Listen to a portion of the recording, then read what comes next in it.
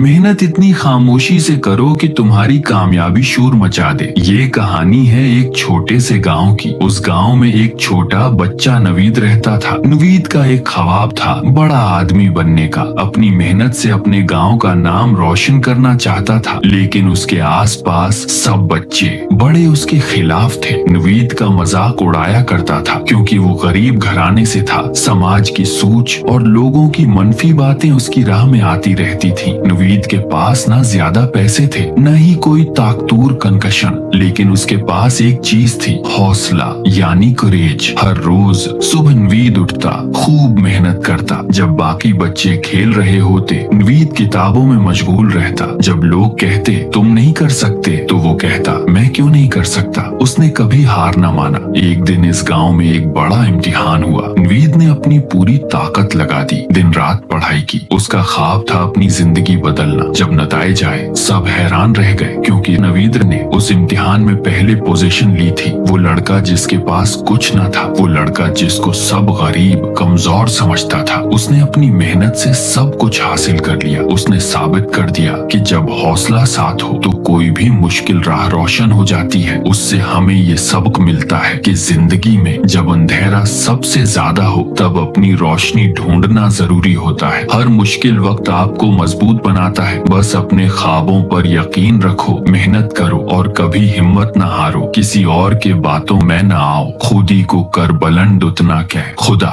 बंदे से खुद पूछे बता तेरी रजा क्या है। कामयाबी उन्हीं को मिलती है जो अपने ख्वाबों के पीछे दौड़ते हैं। हौसला कभी मत छोड़ो, कामयाबी तुम्हारे कदम चूमेगी। आज की वीडियो में इतना ही, मिलते एक और सबक आमूज वीडियो में। तब तक के लिए मुझे इजाजत दीजिए। अल्लाह हाफिज।